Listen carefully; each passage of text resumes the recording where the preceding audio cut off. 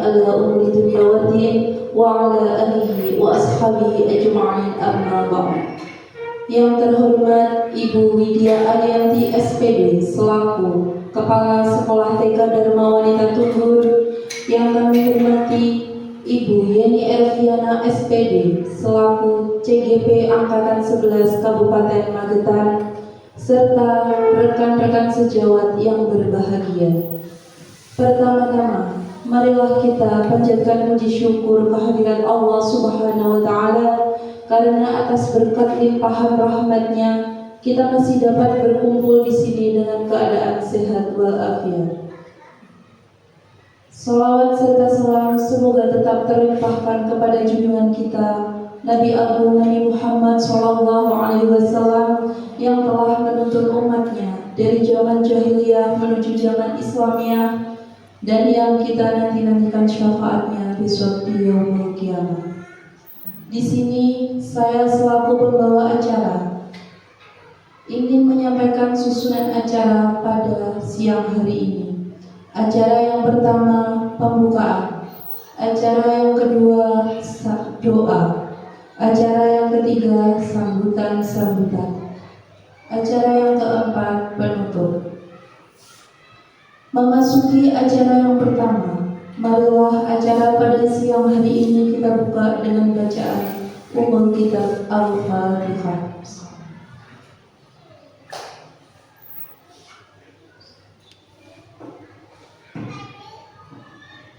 Terima kasih atas pembacaan Suratul Fatihahnya. Semoga dapat memberikan kelancaran pada acara di siang hari ini.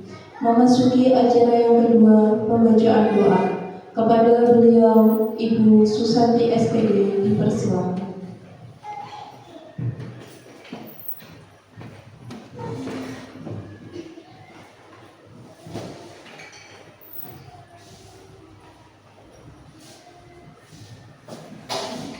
Assalamualaikum warahmatullahi wabarakatuh. A'udzubillahi minasyaitonir rajim. Bismillahirrahmanirrahim. Alhamdulillahirabbil alamin. Hamdan syakirin hamdan na'imin. Hamdan yu'afi ni'amahu wa yu'afi'u mazidah. Ya Rabbana lakal hamdu kama yanbaghi li jalali wajhikal karimi wa 'azimi sultanik. Allahumma ighfir lana dzunubana wa liwalidina wa li jami'il muslimina wal muslimat wal mu'minina wal mu'minat al ahya'i minhum wal amwat. Allahumma inna nas'aluka ilman nafi'an wa rizqan thayyiban wa amalan mutaqabbalan. Subhanaka la ilma lana illa ma 'allamtana innaka antal alimul hakim. Wa tub 'alaina innaka antat tawwabur rahim. Rabbana atina fid dunya hasanah wa fil akhirati hasanah wa qina adzabannar. Walhamdulillahi rabbil alamin. Al-Fatihah.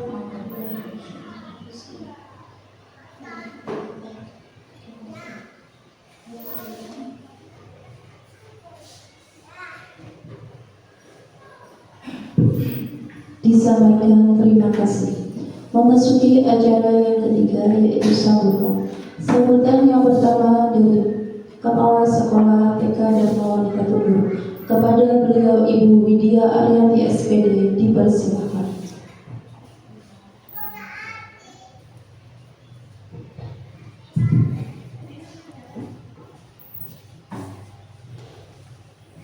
Assalamualaikum warahmatullahi wabarakatuh.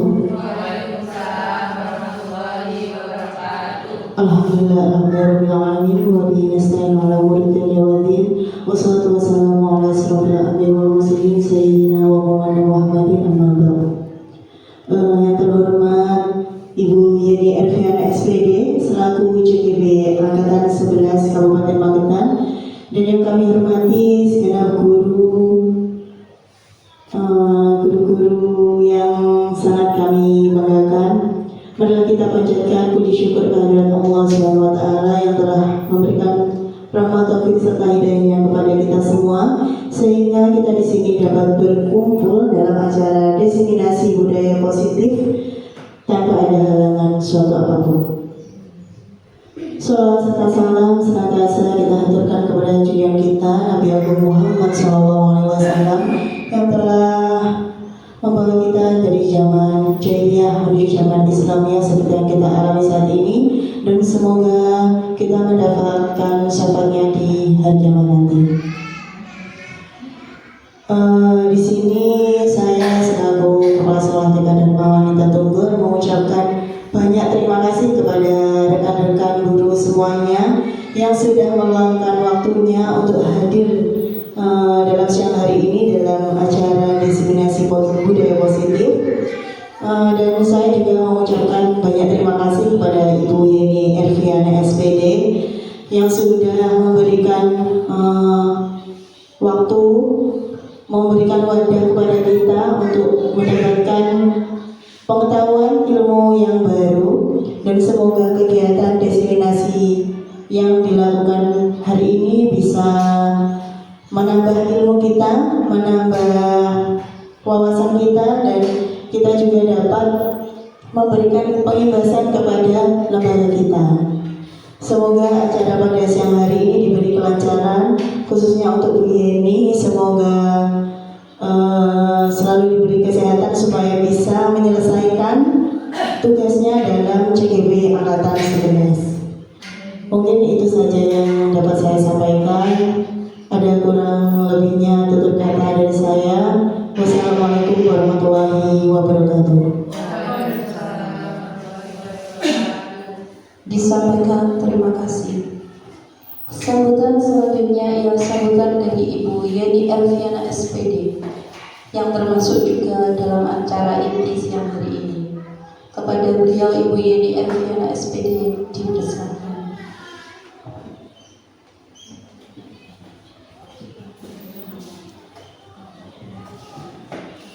Assalamualaikum warahmatullahi wabarakatuh.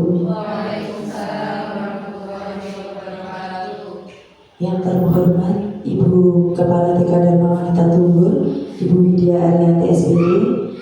Yang saya hormati Ibu Guru TK Dharma Wanita Tunggur dan juga rekan sejawat yang sudah berkenan hadir di sini. Pertama-tama marilah kita panjatkan puji syukur kehadirat Allah Subhanahu wa taala yang telah melimpahkan rahmat, taufik serta hidayahnya sehingga kita semua dapat berkumpul di sini dalam acara saya diseminasi budaya positif tanpa suatu halangan apapun. Salawat serta salam tetap tercurahkan kepada junjungan kita Nabi Agung Nabi Muhammad Sallallahu Alaihi Wasallam yang telah kita nanti-nantikan syafaatnya di yaumul qiyamah. Allahumma amin. Untuk berikutnya langsung saja saya ucapkan terima kasih yang sebesar-besarnya kepada teman-teman semuanya, kepada Ibu Kepala yang sudah meluangkan waktunya untuk hadir di sini dalam acara saya di diseminasi budaya positif. Sebelum memasuki acara, di sini ada kata diseminasi. Jadi di sini saya akan mengadakan pengimbasan. Jadi pengimbasan dari hasil yang saya dapatkan selama pendidikan guru penggerak yang sebenarnya belum selesai, tetapi memang saya ada tugas diseminasi sehingga mewajibkan saya untuk menyampaikan apa yang sudah saya peroleh di pendidikan guru penggerak tersebut. Jadi di sini saya juga sama-sama belajar ya. Mungkin ibu-ibu semuanya sudah lebih wawasannya lebih dari saya. Saya juga bisa belajar dari ibu-ibu semuanya, dan saya ilmu yang saya dapat saya ibaratkan ke jenengan semuanya. Apabila jenengan semuanya ada hal yang tidak sebelumnya belum tahu jadi tahu, jadi kita saling kolaborasi, saling memberi, memotivasi untuk menambah wawasan kita semuanya deh. Untuk berikutnya langsung ke materi saja deh. Jadi kalau saya sudah kenal semuanya ya ibu semuanya. Jadi saya CGB Angkatan 11 Kabupaten Magetan dari TK. Untuk di Kecamatan Lembeyan dari TK saya sendiri. Baik, sebelum memasuki materi, saya mau bertanya dulu kepada teman-teman semuanya. Jadi kita materinya disiplin positif ya, budaya positif. Jadi kalau ada kata disiplin yang termindset di ibu-ibu semuanya itu apa ya? Dari kata disiplin, tepat waktu. Terus apa lagi? Apakah menakutkan atau gimana? Ya, biasanya kalau ada kata disiplin itu ada aturan, ada hukuman, seperti itu. Jadi untuk yang pertama, pemberian hukuman dapat mendisiplinkan siswa. Setuju atau tidak? Tidak.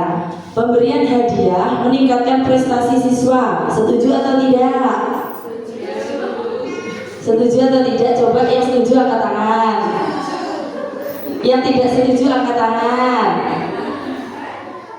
Ya, Bu Kepala tidak setuju dengan pemberian hadiah meningkatkan prestasi siswa. Jadi ada satu. Adakah alasannya, Bu? Monggo. Kalau untuk pemberian hadiah itu dapat meningkatkan prestasi siswa, berarti jika tidak ada hadiah, jika hadiahnya suatu waktu hilang, berarti kan prestasi anak itu bisa saja turun gitu. Jadi pemberian hadiah itu tidak 100% bisa meningkatkan prestasi siswa. Mungkin memang hanya awalnya saja. Kan pemberian hadiah mungkin tidak dilakukan selalu. Jadi jika pemberian hadiah itu hilang, kemungkinan prestasi siswa juga akan ikut menurun. Begitu. Baik, terima kasih Ibu Widi. Untuk berikutnya pertanyaan yang ketiga.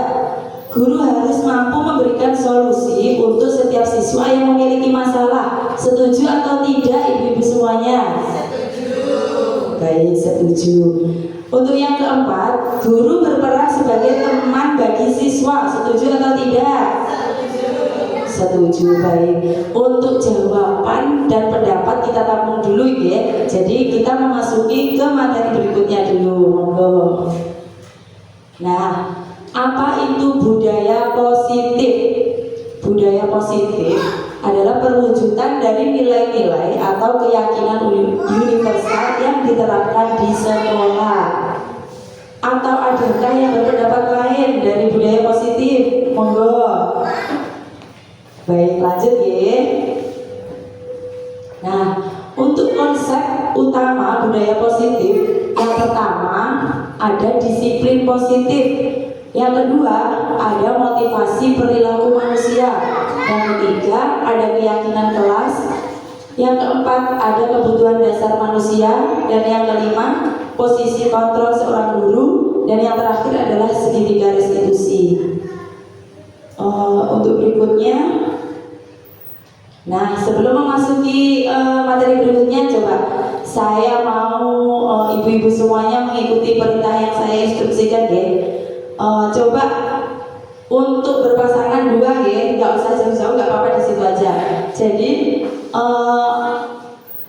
ibu-ibu dan teman yang sebelahnya akan melakukan kegiatan mengepalkan salah satu tangan. Jadi monggo tangan kanan, ya tangan kanan ya. Yang satu tidak usah, yang satu teman satunya saja yang mengepalkan. Oke, monggo tangannya dikepalkan sekencang-kencang mungkin.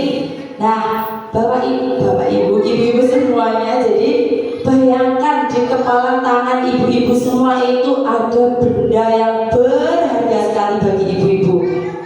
Jadi bayangkan di dalam kepala itu ibu-ibu itu punya barang yang sangat berharga bagi ibu-ibu ya. Jadi itu barang yang sangat berharga. Oke? Untuk berikutnya, coba untuk teman yang satunya berusaha membuka kepala tangan tersebut. Sebentar ya, oke? Jadi ibu-ibu yang satunya berusaha membuka dengan cara berbagai cara. Boleh merayu, boleh mengintip-ngintip juga boleh. Terus yang menggenggamkan kepala tangan harus berusaha itu di dalam itu ada benda yang sangat berharga ya. Oke? Kita mulai. Jadi 1, 2, 3. Ayo. Yang satu berusaha ingin membuka, yang satunya itu barang berharga milik ibu-ibu semuanya. Ayo.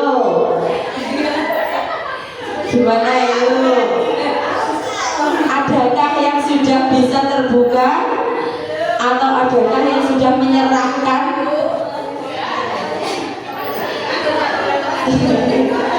Iya, boleh membujuk, mengintimidasi, memarahi, menggoda, silakan berbagai cara boleh. Cuma lihat nggak pengen. Iya, ada yang pintar merayu. Ayo coba. Adakah yang sudah berhasil? Ada. Di antara beberapa kelompok ini? Tidak ada. Jadi begini ya ibu-ibu semuanya, saya mau bertanya, kenapa ibu-ibu semuanya tidak membuka kepala tangannya? Ya, apa Bu? Tadi Bu Yeni bilang apa yang ada di genggaman kita itu sesuatu barang yang berharga. Jadi saya berusaha mempertahankan barang berharga yang saya pegang itu tadi. Baik, berikan aplaus untuk Ibu Wahyu. Adakah pendapat lain selain Ibu Wahyu? Oke, tidak ada. Jadi begini ya Ibu, kita menggenggam barang yang sangat berharga, dan ada teman kita yang berusaha untuk mengambil barang yang sangat berharga itu dari kita. Nah, apa yang harus kita lakukan supaya barang berharga itu tidak lepas dari kita? Apa Ibu semuanya? Iya, mempertahankan. Dan mempertahankan itu, dari mana kita punya feeling untuk mempertahankan? Dari mana? Iya, dari diri kita sendiri. Kalau dari orang lain mungkin nggak barang berharga itu lepas? Memungkinkan atau tidak? Iya, memungkinkan. Jadi kita mempertahankan sesuatu, entah barang, entah apapun milik kita itu, jadi kita harus mempertahankan dari diri kita sendiri, dari kontrol diri kita sendiri, dari keyakinan diri kita sendiri. Jadi kalau itu terpengaruh dari luar, memungkinkan itu bisa lepas. Baik, untuk berikutnya monggo dilanjut. Nah, berikutnya ada pembelajaran dengan paradigma baru. Di sini ada pembelajaran dengan paradigma baru dirancang berdasarkan prinsip pembelajaran yang terdiferensiasi, sehingga setiap siswa belajar sesuai dengan kebutuhan dari tahap perkembangan untuk mewujudkan profil pelajar Pancasila. Baik, kita sebutkan saja kalau begitu ya. Profil pelajar Pancasila ada 6, apa saja? Yang pertama. Baik, yang kedua. Yang ketiga. Yang keempat. Yang kelima. Yang keenam. Alhamdulillah, semuanya sudah menerapkan profil pelajar Pancasila dari 6 dimensi tersebut. Insya Allah sudah, alhamdulillah. Berikutnya pembelajaran dengan paradigma baru. Pergeseran paradigma teori kontrol dari William Case, ilusi guru mengontrol murid, ilusi bahwa semua penguatan positif efektif dan bermanfaat, ilusi bahwa kritik dan membuat orang merasa bersalah dapat menguatkan karakter, ilusi bahwa orang dewasa memiliki hak untuk memaksa. Nah, di sini ada teori kontrol ya. Jadi untuk ilusi yang pertama, guru mengontrol murid. Benar atau tidak ibu-ibu semuanya? Benar atau tidak? Iya. Guru mengontrol murid. Tidak seharusnya guru terus mengontrol murid-muridnya. Jadi murid juga harus diberikan kebebasan. Yang berikutnya, ilusi bahwa semua penguatan positif, efektif dan bermanfaat. Bagaimana Bapak Ibu? Benar? Baik, ya, bahwa ilusi bahwa semua penguatan positif, efektif dan bermanfaat. Jadi penguatan-penguatan yang positif itu sifatnya yang membangun ya. Jadi ada kata positif, ya itu baik untuk anak-anak juga. Berikutnya ilusi bahwa kritik dan membuat orang merasa bersalah dapat menguatkan karakter. Bagaimana? Merasa bersalah dapat menguatkan karakter. Benar atau salah? Ayo, benar kata tepat apa belum ya? Merasa bersalah dapat menguatkan karakter. Iya, jadi ketika anak-anak merasa bersalah itu tidak semestinya menguatkan karakter. Jadi bisa jadi anak tersebut malah down seperti itu. Jadi merasa bersalah itu tidak selalu tepat ya untuk anak-anak. Jadi terkadang anak itu merasa bersalah terus terbawa ke berikutnya, tidak ada trauma tersendiri seperti itu. Untuk berikutnya ilusi bahwa orang dewasa memiliki hak untuk memaksa. Ya, tepat atau tidak? Ya, bahwa anak-anak orang dewasa itu biasanya memiliki hak untuk memaksa. Apa-apa itu orang dewasa selalu benar. Jadi apa yang kita katakan, apa yang kita instruksikan, apapun yang kita lakukan untuk anak-anak itu biasanya anak-anak itu termindset kita itu benar. Jadi ilusi bahwa orang dewasa memiliki hak untuk memaksa. Jadi kita tepat atau tidak Bapak Ibu semuanya? Tidak. Jadi kita tidak harus memaksa anak untuk mengikuti orang dewasa. Biarlah anak-anak berkembang sesuai dengan keinginan atau kemauannya sendiri. Baik, berikutnya. Nah, disiplin positif. Tadi ada kata disiplin. Apa tadi Bu? Ya, ada peraturan. Terus hukuman. Apalagi? Ya, banyak ya disiplin itu. Jadi dari kata disiplin positif, dalam budaya kita disiplin dimaknai menjadi sesuatu yang dilakukan seseorang pada orang lain untuk mendapatkan kepatuhan kita, cenderung menghubungkan kata disiplin dengan ketidaknyamanan. Benar atau salah? Ya, jadi rata-rata kalau di sekolah itu ada kata disiplin, anak-anak itu merasa kayak tertekan mungkin ya. Jadi membatasi anak-anak dengan kata disiplin tersebut. Dan biasanya dengan kata disiplin itu anak-anak cenderung takut, ya, tidak nyaman seperti itu. Sebagai pendidik, tujuan kita adalah menciptakan anak-anak yang memiliki disiplin diri, sehingga mereka bisa berperilaku dengan mengacu pada nilai-nilai kebajikan universal dan memiliki motivasi intrinsik bukan ekstrinsik. Untuk berikutnya, disiplin positif merupakan salah satu cara penerapan disiplin yang bertujuan untuk menumbuhkan kesadaran serta memberdayakan anak untuk melakukan sesuatu tanpa songgokan, ancaman maupun hukuman. Next.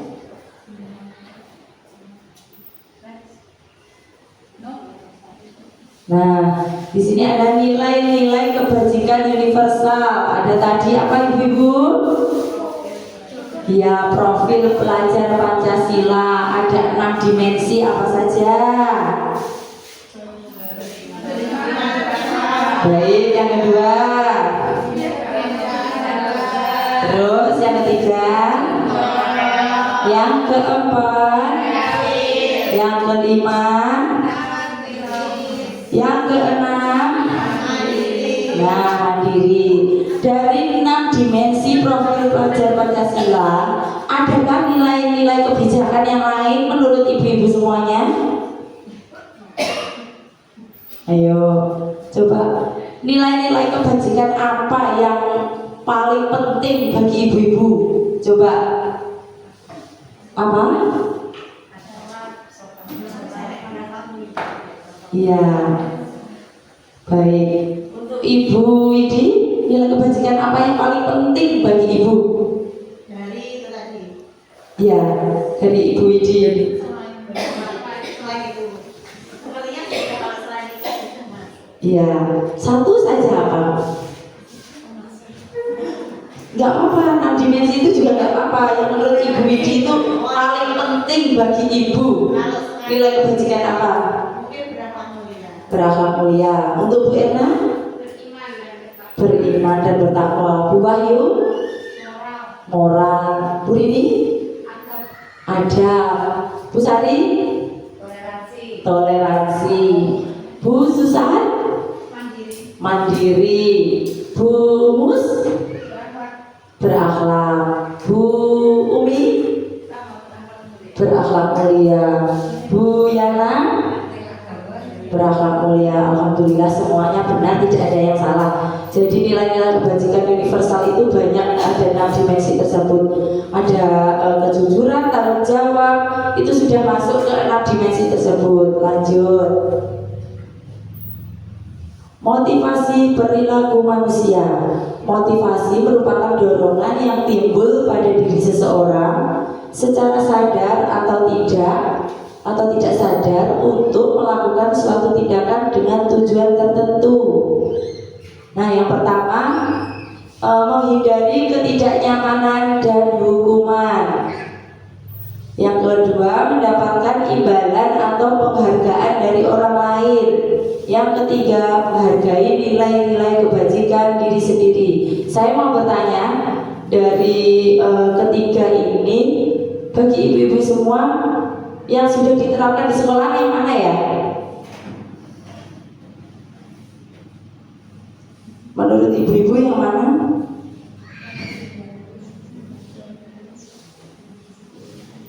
Yang pertama, menghindari ketidaknyamanan dan hukuman. Yang kedua, mendapatkan imbalan atau penghargaan dari orang lain. Yang ketiga, menghargai nilai-nilai kebajikan diri sendiri. Coba ibu itu dari ketiga memilih yang mana ya? Yang mana? Yang ketiga, baik. Yang pertama, murid melakukan disiplin diri karena takut dihukum. Ini merupakan motivasi ekstrinsik, jadi menghindari ketidaknyamanan dan hukuman. Baik atau tidak? Tidak. Mendapatkan imbalan atau penghargaan dari orang lain. Murid melakukan disiplin diri karena ia ingin mendapatkan imbalan.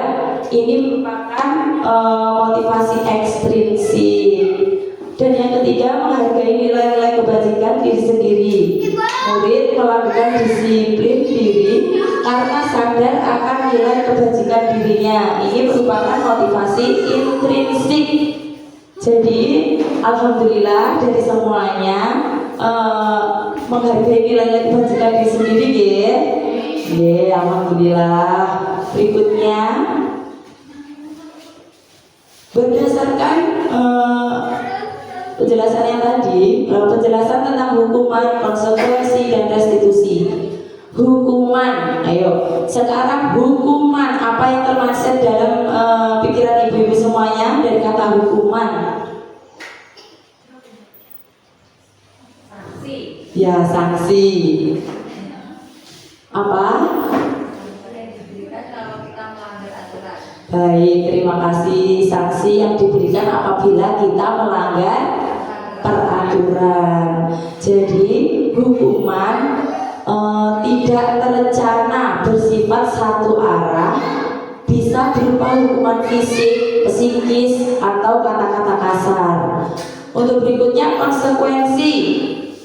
Bagaimana ibu, konsekuensi apa yang termaksud dalam diri ibu dari kata konsekuensi? Sesuatu yang harus dipertanggungjawabkan. Baik, terima kasih. Sesuatu yang harus dipertanggungjawabkan. Di sini konsekuensi bersifat terencana, sudah disepakati. bentuk-bentuk konsekuensi dibuat oleh pihak guru atau sekolah. Jadi kalau hukuman itu biasanya lebih ke, kalau di sini biasanya lebih ke fisik ya. Biasanya disuruh lari, disuruh berdiri di depan kelas, disuruh apa itu, hormat, push up dan seperti itu ya. Jadi itu adalah hukuman atau kata-kata kasar. Jadi itu biasanya hukuman itu spontan dilakukan, tidak terencana. Kalau untuk konsekuensi biasanya bersifat terencana, sudah disepakati. Jadi misalkan hari ini murid itu tidak mengerjakan PR, anak-anak tersebut disuruh menulis ulang sebanyak berapa kali seperti itu. Ya, jadi sudah terencana. Jadi memang sudah peraturan jika tidak mengerjakan PR, anak-anak harus menulis sebanyak berapa seperti itu. Untuk berikutnya yang ketiga ada restitusi. Restitusi, adakah yang sudah mengenal restitusi? Belum. Baik, restitusi adalah proses menciptakan kondisi bagi murid untuk memperbaiki kesalahan mereka sehingga mereka bisa kembali pada kelompok mereka dengan karakter yang lebih kuat. Jadi restitusi itu tidak ada hukuman Ibu, tidak ada konsekuensi juga. Jadi ketika anak itu salah, tugas kita sebagai guru mendekati anak tersebut, mencari penyebab dari masalah tersebut, mencari solusi. Jadi tidak ada hukuman, tidak ada konsekuensi sehingga tidak menimbulkan apa? Tidak ada menimbulkan ketakutan, ya merasa bersalah, trauma seperti itu. Jadi tidak apa-apa kita mendekati anak tersebut. Oh anak, kamu tadi kenapa kok bertengkar? Karena begini. Oh sama, bu dulu juga seperti itu. Gak apa-apa, bu guru juga seperti itu. Tapi alangkah baiknya bla bla bla seperti itu. Jadi tidak ada membentak, menyalahkan, memberikan hukuman seperti itu. Jadi tidak menimbulkan trauma kepada anak tersebut. Berikutnya, nah sebelum memasuki materi berikutnya, di sini saya mau bertanya. Dari pertanyaan tersebut itu masuk konsekuensi atau hukuman atau restitusi ya? Untuk yang pertama, mencatat 100 kali di dalam buku kalimat saya tidak akan terlambat lagi karena terlambat ke sekolah. Ini termasuk konsekuensi hukuman atau restitusi Bu-Ibu? Ya, konsekuensi. Yang kedua, lari mengelilingi lapangan basket 2 kali karena terlambat hadir di sekolah. Hukuman. Yang ketiga, membersihkan coretan yang dibuatnya di meja tulis. Yang keempat, murid diminta untuk push up 15 kali karena tidak menggunakan masker ke sekolah. Hukuman. Yang kelima, berdiri di depan kelas sambil mengangkat kaki 1 karena tidak bisa menjawab pertanyaan. Hukuman. Membersihkan WC karena merusak pensil teman.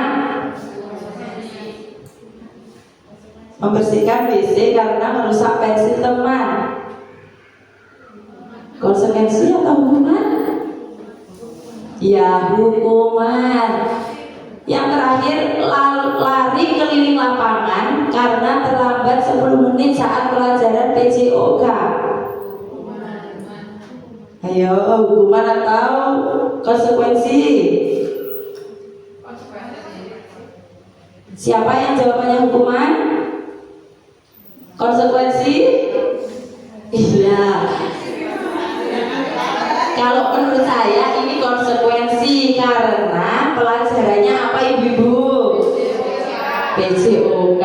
Jadi lari keliling lapangan itu termasuk konsekuensi.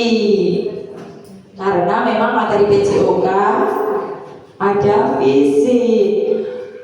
Berikutnya next.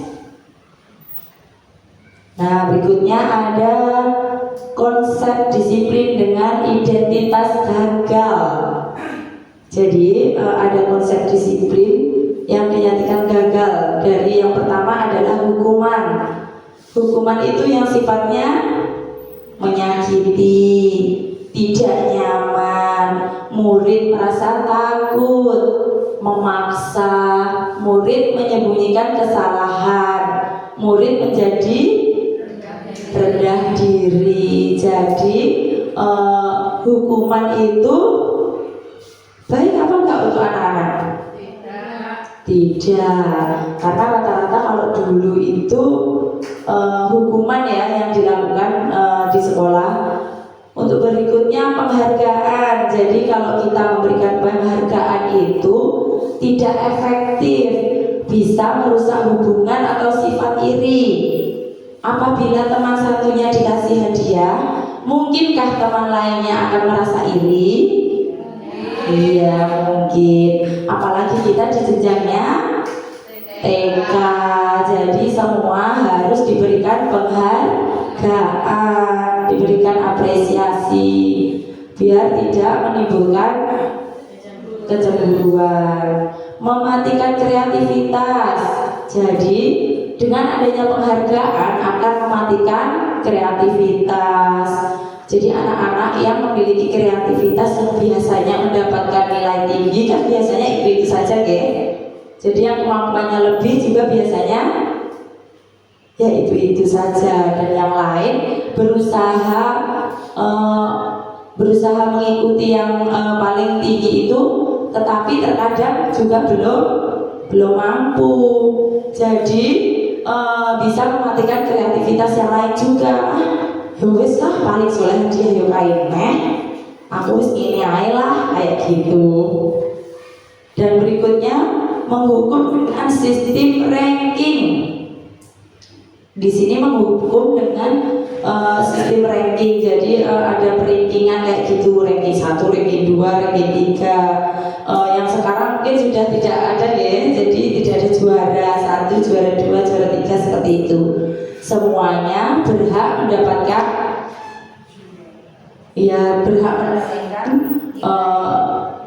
ranking juga, meskipun nilainya itu berbeda, tapi juga harus mendapatkan penghargaan yang sama, mendapatkan apresiasi yang sama. Karena dengan adanya perankingan memang ada yang membuat yang membedon anak juga ya. Jadi untuk berikutnya merampas hak menghargai dirinya. Next, selanjutnya konsep disiplin dengan identitas sukses. Nah, di sini untuk konsep disiplin dengan identitas yang sukses kita menggunakan apa yang pertama? Ada apa? Konsekuensi. Yang kedua, restitusi. Terus yang gagal tadi apa Ibu? Yang pertama, hukuman. Terus penghargaan. Jadi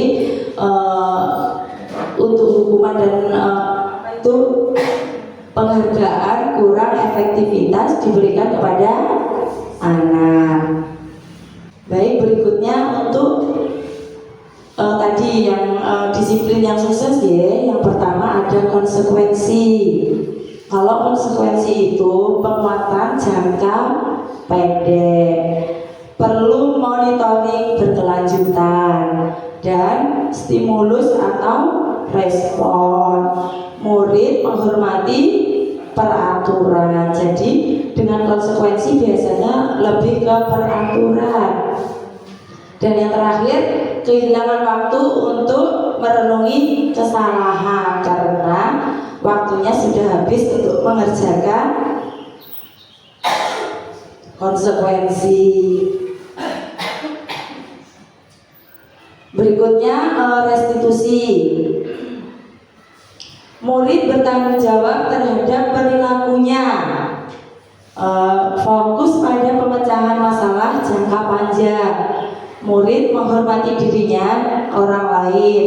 Dan yang terakhir, teori kontrol atau dirinya memegang kontrol.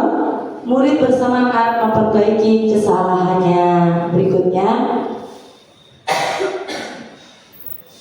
nah di sini ada pendekatan restitusi. Jadi pengertian dari restitusi itu sendiri adalah proses menciptakan kondisi bagi murid untuk memperbaiki kesalahan mereka sehingga mereka bisa kembali pada kelompok mereka dengan karakter yang lebih kuat. Untuk ciri-cirinya sendiri dari restitusi, yang pertama, bukan menebus kesalahan tetapi belajar dari ya baik. Jadi kalau menebus kesalahan itu biasanya dilakukan dengan hukuman atau konsekuensi. Nah, kalau untuk belajar dari kesalahan biasanya dari restitusi. Di dalam restitusi tidak ada hukuman, tidak ada konsekuensi. Jadi kita membangun anak-anak tersebut, memotivasi, memberi dorongan yang positif kepada anak tersebut. Sehingga anak tidak merasa bersalah yang berkelanjutan. Dan yang kedua, memperbaiki hubungan. Nah, di sini dalam restitusi, misalkan anak itu bermasalah dengan temannya, kita merestitusinya itu dengan cara yang baik. Jadi anak tersebut kita dekatkan dengan temannya tersebut, kita cari masalahnya, kita cari solusinya, dan bagaimana anak tersebut biar tetap terjalin baik dengan temannya yang tadi misalkan bertengkar itu. Jadi biar minta maaf, saling merenungi kesalahannya sendiri-sendiri, dan bagaimana anak tersebut tidak mengulangi lagi seperti itu. Untuk berbaik ketiga, tawaran bukan paksaan ya. Jadi misalkan kita menyuruh anak tersebut untuk meminta maaf, misalkan bertengkar ya. Anak-anak, kamu harus minta maaf ya sama temannya tadi yang bertengkar. Misalkan anak tersebut tidak mau, boleh nggak kita memaksanya? Boleh atau tidak? Tidak. Jadi kita harus memberi waktu dulu. Jadi tidak harus spontan anak tersebut harus minta maaf. Biarlah anak tersebut merenungi dulu apa kesalahannya dan apa yang harus saya lakukan, memberikan kesempatan kepada anak. Dan jadi kita tidak memaksa, harus sesegera mungkin untuk minta maaf. Biarkan kita memberikan tawaran bukan paksaan. Berikutnya, menuntun untuk melihat ke dalam diri. Nah, di sini yang sangat penting ya. Jadi menuntun untuk melihat ke dalam diri. Jadi anak-anak itu melakukan kesalahan, kita memberikan wawasan kepada anak tersebut. Jadi kenapa dia melakukan kesalahan, dan anak itu supaya tidak menyalahkan yang lain. Jadi dia harus merenungi dirinya sendiri. Jadi kita yang harus menuntun untuk melihat ke dalam dirinya sendiri dulu tanpa menyalahkan orang lain. Jadi setiap permasalahan itu yang pertama harus dilakukan, kita memotivasi anak untuk merenungi dirinya sendiri dulu tanpa menghubungkan ke yang lain. Baik, untuk berikutnya, mencari kebutuhan dasar yang mendasari tindakan. Jadi kebutuhan dasar apa yang dibutuhkan sebelum kita melaksanakan tindakan berikutnya. Jadi kebutuhan-kebutuhan apa kita harus menggali, apa yang harus kita lakukan. Bukan masalahnya ini kamu harus minta maaf, seperti itu saja. Jadi kita harus menggali kebutuhannya. Jadi saya harus mendatangkan anak yang bertengkar tadi siapa saja. Saya harus mencari informasi dari teman-temannya, seperti itu. Jadi kebutuhan dasarnya juga banyak. Bukan kita harus menang-menang menanyakan kepada yang bersangkutan saja. Untuk berikutnya, fokus pada karakter bukan tindakan. Jadi sebelum kita melakukan restitusi ke berikutnya, fokus pada karakter. Jadi kita melihat karakter anaknya dulu. Apakah anak itu misalkan diajak berbicara itu bisa terbuka, mau berbicara jujur atau tidak, seperti itu. Jadi kita sebagai guru biasanya paham karakter anak-anak kita sendiri, siapa biasanya anak itu jujur atau tidak, atau yang suka mengada-ngada.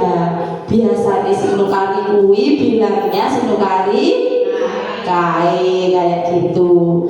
Untuk yang berikutnya, menguatkan dan fokus pada solusi. Setelah kita mengumpulkan kebutuhan dasarnya, mengetahui karakternya, memberikan tawaran, memperbaiki hubungan. Untuk yang terakhir, kita menguatkan dan fokus pada solusi. Jadi setelah semuanya terkumpul, apa sebabnya, permasalahannya, kebutuhan apa, karakternya bagaimana, kita harus menguatkan dan fokus pada solusinya tersebut untuk menindaklanjuti berikutnya. Next. Nah, di sini ada perbedaan. Di sini saya mengambil contoh murid sering merebut mainan temannya. Biasanya di TK sering terjadi atau tidak, ibu-ibu? Ya, sering, itu hal yang sudah pasti. Jadi ketika di sekolah TK itu kasus-kasus yang sering muncul biasanya ya berebut mainan, tidak mau mengantri, seperti itu. Untuk yang berebut mainan dengan temannya, di sini hukuman guru menghukum murid dengan berdiri di depan kelas, dan berikutnya guru marah dan murid menjadi takut. Di sini jadi untuk konsekuensi ini, misalkan kita menggunakan hukuman dalam ketika anak-anak berebut mainan, kita memberikan hukumannya, contohnya seperti itu. Dan kalau konsekuensi, guru memberikan konsekuensi untuk tertib dalam bermain. Guru tegas dan murid menghormati peraturan. Sedangkan dalam restitusi, guru menanyakan keyakinan kelas atau dirinya dan membantu murid menyelesaikan masalahnya. Dan yang terakhir, guru terbuka dan murid menghormati dirinya dan orang lain. Dari ketiga ini, yang paling efektif ternyata restitusi. Jadi kalau hukuman itu contohnya gurunya marah-marah, itu sudah pasti ya ibu, yang namanya hukuman guru pasti marah-marah, terus anaknya dihukum. Kalau konsekuensi biasanya memang menghabiskan waktu, jadi tidak marah tapi menghabiskan waktu, dan itu juga termasuk dalam peraturan. Sedangkan restitusi itu ini guru menanyakan dulu keyakinan kelas, jadi ada berkesinambungan dengan keyakinan kelas. Baik, berikutnya. Untuk berikutnya ada 5 posisi kontrol restitusi. Dari kelima ini ada yang pertama penghukum, teman, pemantau, pembuat rasa bersalah, dan yang terakhir manajer. Saya mau bertanya, dari kelima ini siapa yang mau menjadi penghukum? Ada? Tidak ada. Jadi teman? Jadi pemantau? Ya. Membuat rasa bersalah? Tidak. Manajer? Coba kalau memilih salah satu, ibu-ibu pilih yang mana? Yakin? Ayo jadi apa? Ayo pilih yang mana dari kelima, satu saja. Pilihannya hanya satu. Manajer atau teman? Apakah manajer bisa Jawabannya cukup disimpan dulu. Cukup satu dijawab apa Ibu? Tidak usah dijelaskan, nggak apa-apa. Hanya satu kata disebutkan. Ayo. Teman. Bu Wahyu. Teman. Teman. Teman. Teman semua. Oke, kita simpan dulu ya. Next, berikutnya. Nah, di sini tadi ibu-ibu pilih apa ya? Teman. Oke, yang pertama kita baca dulu. Penghukum, patuhi aturan sekolah. Sana berdiri di depan kelas. Siapa yang jadi penghukum? Tidak ada. Teman, ayolah diberesin. Buat kelas menjadi rapi lagi. Kali ini salah tidak apa-apa. Terus memantau, kamu sudah melanggar apa peraturan dan konsekuensinya. Dan yang keempat, membuat rasa bersalah. Berapa kali ibu bilang, tetap saja kamu masih mengulang. Bu guru kecewa sama kamu. Dan yang terakhir, manajer, apakah kamu tahu kesalahanmu? Kira-kira bagaimana kamu akan memperbaiki kesalahan ini? Ayo, sekarang dari kelima itu ibu-ibu pilih yang mana? Nah, jawabannya apa ibu-ibu? Manajer. Jadi dari contoh penerapan 5 posisi kontrol, ketika siswa tidak membereskan mainan, kita sebagai manajer. Next. Nah, berikutnya ada keyakinan kelas. Ada yang sudah membuat keyakinan kelas? Ada? Sepertinya kalau jawabannya itu lama berarti mungkin belum ya. Kalau peraturan kelas sudah bikin? Sudah. Kesepakatan kelas sudah? Sudah. Baik. Kalau di sini kita ada keyakinan kelas. Jadi mengapa keyakinan kelas tidak peraturan kelas? Coba dari sini saya mau bertanya dulu. Mengapa kita memiliki peraturan tentang penggunaan helm pada saat mengendarai motor? Apa?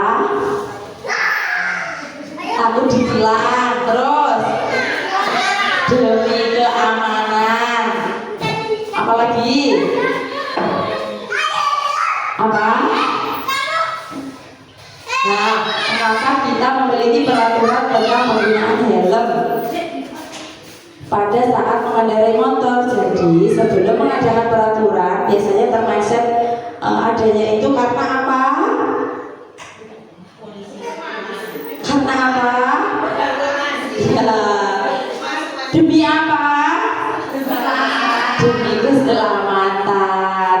Jadi kalau demi peraturan itu alasannya karena takut ditilang, karena itu sudah peraturan. Sedangkan kalau dari keyakinan diri sendiri itu karena apa kita memakai helm? Keselamatan. Jadi tujuannya juga berbeda. Peraturan dan keyakinan memiliki tujuan yang berbeda. Jadi keyakinan lebih ke keselamatan, sedangkan peraturan lebih ke yang kayak hukuman takut ditilang itu lebih ke peraturan ya. Baik, next berikutnya. Nah, bagaimana pembentukan keyakinan kelas? Untuk peraturan sudah bikin ya, untuk kesepakatan juga. Jadi kita bagaimana pembentukan keyakinan kelas? Yang pertama lebih abstrak daripada peraturan. Dan yang kedua sedikit saja agar mudah diingat. Ini biasanya misalkan loh ya ini dilarang membuang sampah pada tempatnya. Nah, itu peraturan ya. Misalkan itu dilarang membuang sampah. Bukannya makan itu udah boleh ya. Iya, buanglah sampah pada tempatnya. Alhamdulillah, suka ngantuk berarti.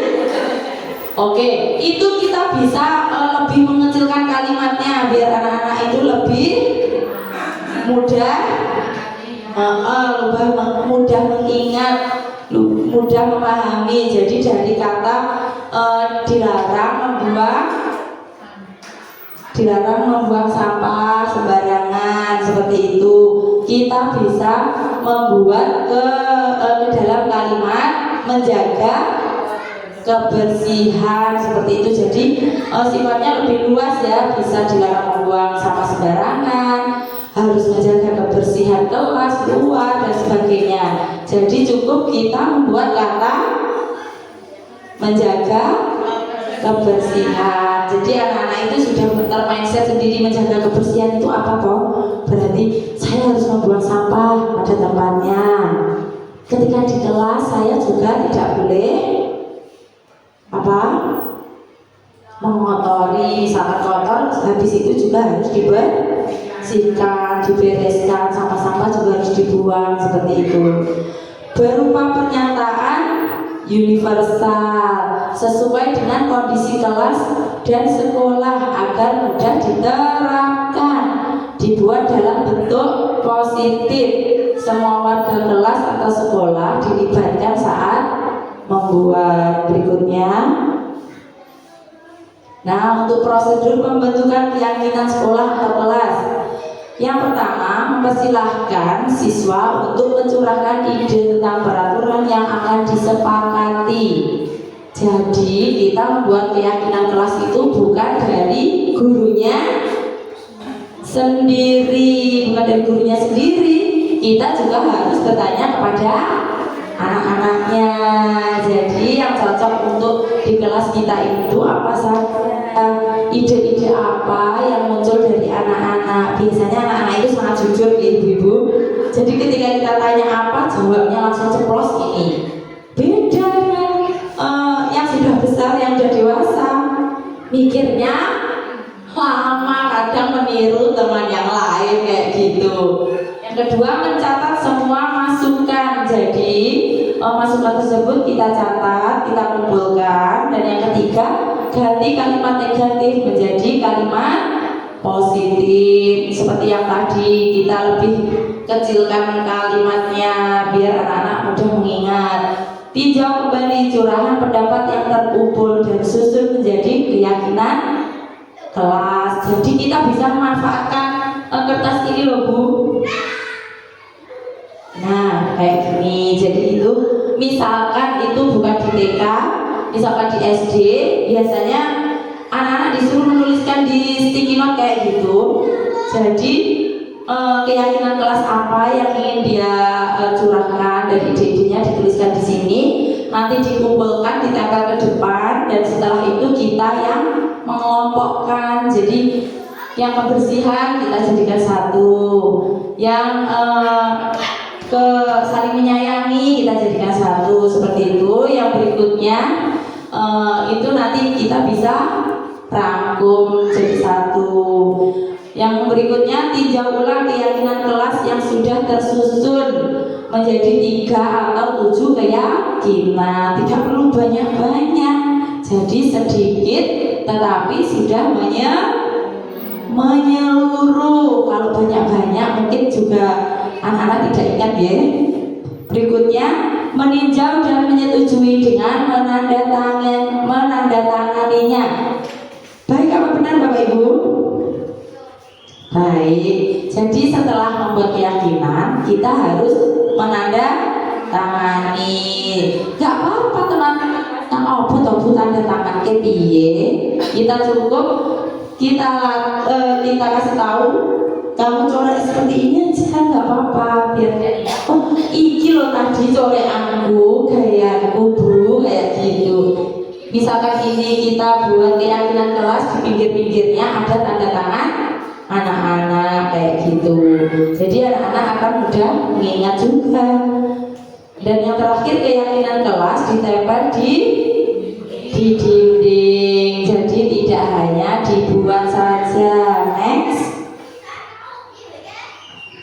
Nah, di sini contoh keyakinan kelas ya yang sudah saya bikin di lembaga kami. Jadi alhamdulillah juga ilmu dari pendidikan guru penggerak saya juga menerapkan di kelas saya. Jadi saya membuat keyakinan kelas ada ini disiplin waktu, berpakaian rapi, saling menyayangi, belajar dengan aktif, tertib, menjaga dan meletakkan barang ke tempatnya, bersikap baik, menjaga kebersihan, seperti itu. Next. Dan yang terakhir ini ada kebutuhan dasar manusia. Nah, kebutuhan dasar manusia itu ada apa saja? Coba kita baca bersama-sama. Yang pertama, bertahan hidup. Yang kedua, yang ketiga, yang keempat, yang kelima, kesenangan. Ibu semuanya sudah mendapatkan kebutuhan ini? Sudah? Jawabannya lagu lagi toh? Sudah? Oh, sepertinya kok ya ragu toh saya. Ya, jadi kita itu hidup ada 5 kebutuhan dasar ya, ada 5 tersebut: bertahan hidup, kasih sayang, penguasaan, kebebasan, dan kesenangan. Alhamdulillah, itu kebutuhan dasar yang paling penting. Next. Nah, saya mau bertanya lagi. Yang pertama coba jawabnya lebih semangat ya. Apa saya kasih tepuk dulu sekali? Tepuk 1. Kok gak ada suaranya? Tepuk 1. Tepuk 2. Tepuk 2. Tepuk 3. Tepuk 3. Tepuk 4. Oke, saya hebat loh ya. Coba hebat. Saya kasih pertanyaan dulu. Jawabnya yang keras. Aku senang main kejar-kejaran dengan ibu guru. Seru. Ayo, ini termasuk kebutuhan dasar apa? Apa? Ya, kesenangan. Yang kedua, ibu kejar aku karena ibu guru sayang aku. Apa? Kasih sayang. Aku hebat kan? Bisa bikin ibu guru kejar aku. Agak mundurkan lagi coba. Nah, apa? Iya, penguasaan. Next. Yang terakhir, aku bosan belajar mewarnai terus di dalam kelas. Kebebasan. Ye, tepuk tangan. Ternyata hebat semuanya. Aku hebat, ternyata benar. Next. Nah, dari sini dunia berkualitas. Baik, di sini tidak perlu diucapkan, nggak apa-apa, cukup dituliskan di sticky note aja ya. Monggo dicermati pertanyaannya, dituliskan secara singkat saja.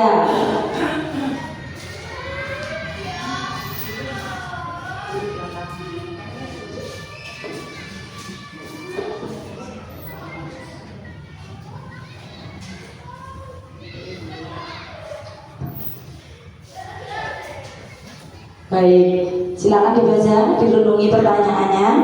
Siapa orang-orang yang paling penting dalam hidup Anda? Nilai-nilai kebajikan apa yang terpenting dalam hidup Anda? Kalau Anda menjadi orang yang ideal, karakter atau sifat apa yang Anda paling inginkan ada pada diri Anda?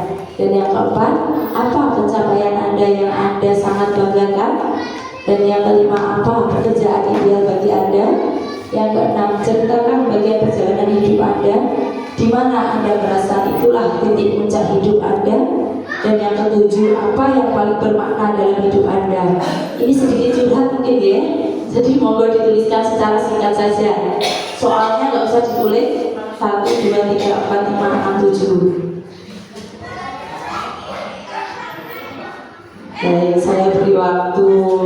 menit saja cukup ya. Kita kan guru TK, jadi sukanya yang kalimat pendek saja.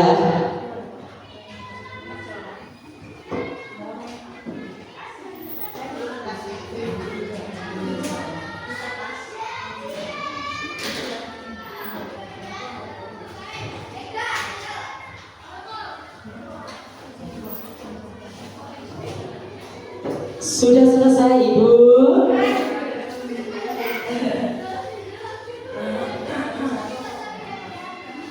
Satu-satu Mas, langsung semua. Langsung saja.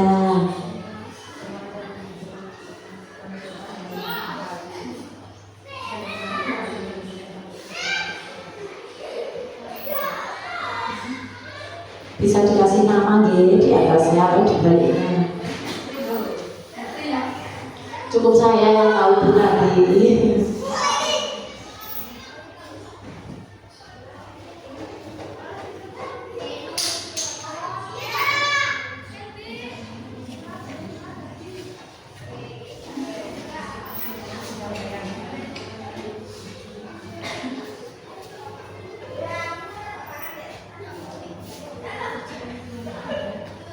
Tidak usah melirik tetangga. Ini dari dalam diri kita sendiri, Ibu.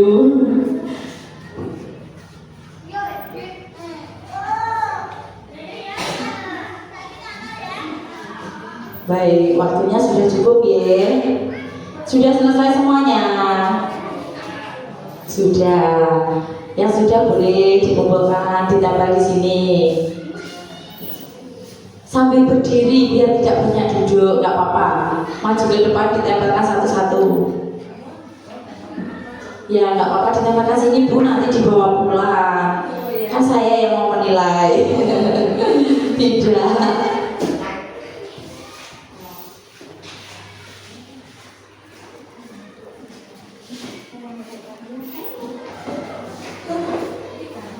Tidak usah panjang-panjang.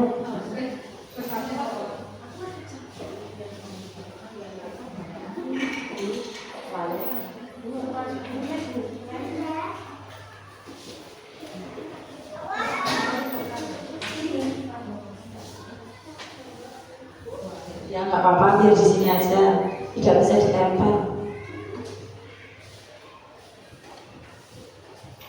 Sudah ditempel.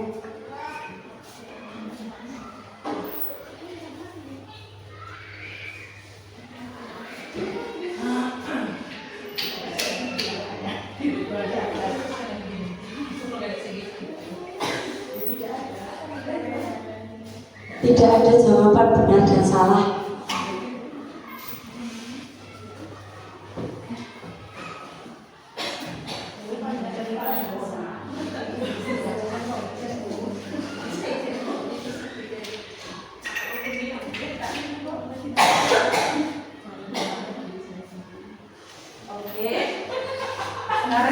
Kumpulkan ya, waktunya sudah habis.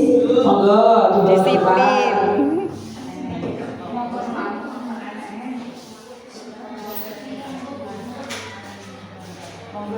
Di sendiri ya, gak usah ngintip, gak apa-apa berdiri.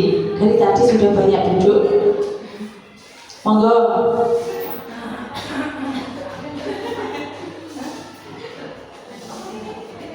Oke, wes gak apa-apa, tak tempelkan saja. Ternyata benar untuk berdiri.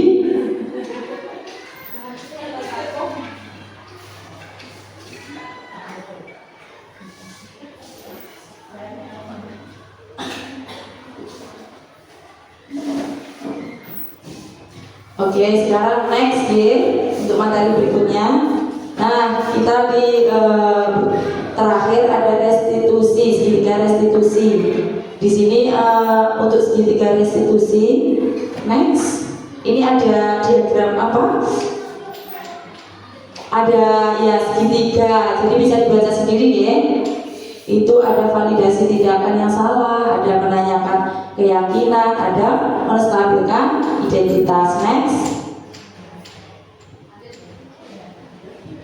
Nah, Yang pertama dari segitiga restitusi ada menstabilkan identitas.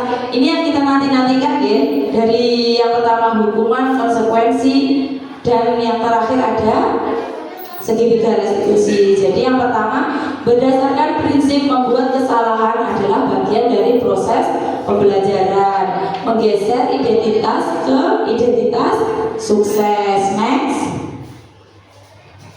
Untuk validasi tindakan yang salah. Jadi setelah yang pertama tadi, kita berikutnya memvalidasi tindakan yang salah. Yang pertama, berdasarkan prinsip setiap perilaku berupaya memenuhi suatu kebutuhan tertentu. Yang kedua, guru akan bergeser dari pemikiran stimulus respon menjadi proaktif. Dan yang terakhir, mengenali dan mengakui kebutuhan murid, akan memperbaiki hubungan dengan murid. Next.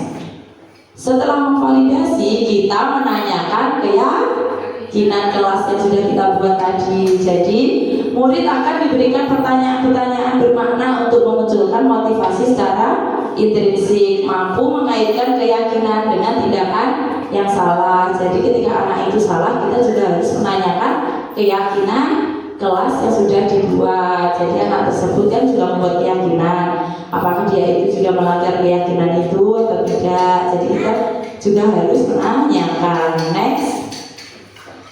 Nah di sini ada contoh dari saya itu tentang anak-anak yang berebut mainan ya. Next. Berikutnya ini ada penerapan segitiga restitusi. Jadi di sini saya setelah anak itu tadi bertengkar berebut mainan, saya mendekati kepada anaknya. Saya menanyakan kenapa kok temannya itu menangis. Jadi dia menjawab jujur atau tidak. Terus kenapa dia melakukannya? Atas dasar apa dia melakukan hal tersebut? Terus habis itu dia menjawab pertanyaan tersebut, apakah dia tahu kalau dia itu melanggar keyakinan kelas? Terus apakah dia akan meminta maaf kepada temannya seperti itu? Terus dan yang terakhir, apakah dia akan mengulanginya lagi atau tidak? Jadi selain kita berbicara kepada yang bersangkutan, kita juga harus menemukan kepada teman yang lain yang bertengkar tadi. Jadi kita harus menjadikan dia untuk saling minta maaf dan tidak mengulanginya lagi. Next. Untuk contoh yang kedua itu ada temannya yang tidak mau membereskan mainan ya. Jadi ketika istirahat selesai, dia itu lari tidak mau membereskan mainan, sedangkan teman-teman lainnya itu meminta dia untuk membereskan mainan tersebut, tetapi dia malah lari. Di situ saya juga merestitusi. Saya mendekati anak tersebut, jadi saya menanyakan masalah-masalahnya, kenapa teman-temannya membentaknya, dan kenapa dia juga tidak mau membereskan mainan tersebut. Dan kemudian saya juga mencari solusinya, menanyakan keyakinan kelas dia, apakah dia itu melanggar, dan kemudian apakah dia juga mau minta maaf atau mau ulanginya lagi seperti itu. Next. Nah, dalam penerapan program disiplin positif, hendaknya guru memiliki standar kepribadian, profesional dan sosial yang baik, di mana guru mampu merefleksi pada posisi kontrolnya. Bagaimana perjalanan dirinya sebagai seorang among atau posisi manajer yang menuntun murid-muridnya menjadi insan yang mandiri, merdeka, bertanggung jawab. Sekali lagi saya bertanya, ibu-ibu sebagai apa? Sebagai apa? Sebagai manajer. Siap untuk menuntun murid-muridnya menjadi insan mandiri? Siap. Merdeka dan bertanggung jawab. Oke, semoga sesi belajar kita hari ini membawa manfaat sehingga dapat mewujudkan pelajar berprofil Pancasila. Dari sini ada yang ditanyakan mungkin? Baik, Bu Musrifah, ada yang ditanyakan?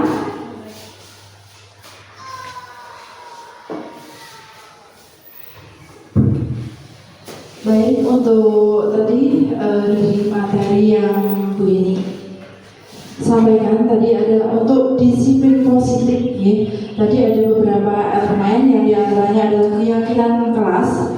Nah, di sini yang akan saya tanyakan yaitu kapan keyakinan kelas itu dibuat? Apakah di awal tahun ajaran atau di pertengahan atau di akhir? Nah, terima kasih. Baik, terima kasih kepada Bu Musyifa atas pertanyaannya. Kalau untuk membuat keyakinan kelas sendiri, saya rasa itu baik dilakukan sebelum di awal pembelajaran. Jadi di awal tahun ajaran ya. Jadi keyakinan kelas itu dibuat selama anak itu berada di dalam kelas tersebut. Jadi misalkan anak itu di kelas 1 atau kelas TKA, jadi selama 1 tahun dia di dalam situ, berarti keyakinan kelas itu dibuat di awal sampai dengan anak-anak itu naik kelas berikutnya atau keluar. Jadi selama anak itu di dalam kelas itu, yang keyakinan kelas itu yang dia pakai, itu yang dia buat seperti itu. Tetapi apabila ada di pertengahan atau di akhir tiba-tiba ada perubahan atau masukan yang lebih baik, lebih bagus, atau apa yang perlu dirubah, itu juga tidak apa-apa.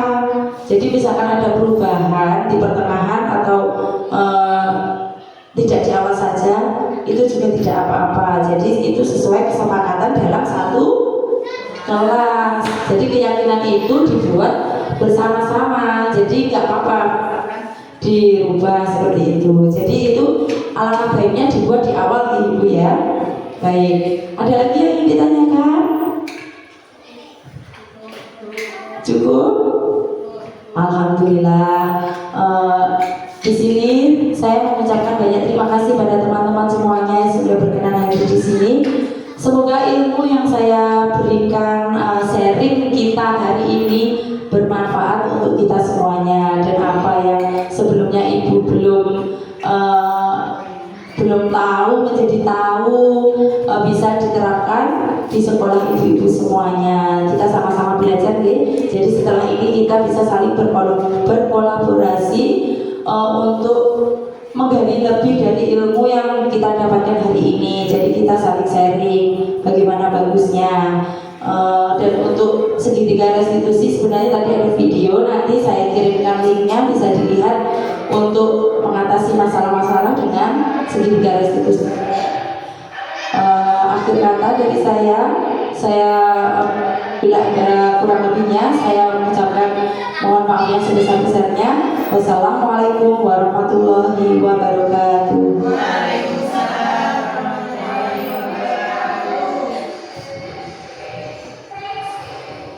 Disampaikan terima kasih kepada Ibu Yeni Arfiana SPD, dan semoga apa yang beliau sampaikan bermanfaat untuk kita semua.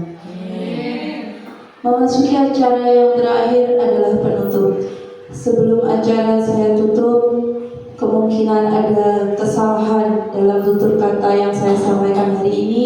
Saya mohon maaf yang sebesar-besarnya. Marilah acara pada siang hari ini kita tutup dengan bacaan hamdalah. Alhamdulillahirrahmanirrahim. Sekian dari saya, dan kurang lebihnya mohon maaf. Wassalamualaikum warahmatullahi wabarakatuh. Waalaikumsalam warahmatullahi wabarakatuh. Setelah saya mengikuti diseminasi budaya positif dari Bu Yeni, saya mendapatkan ilmu atau pengetahuan baru, terutama dalam menyelesaikan masalah anak dengan segitiga restitusi dan 5 posisi kontrol.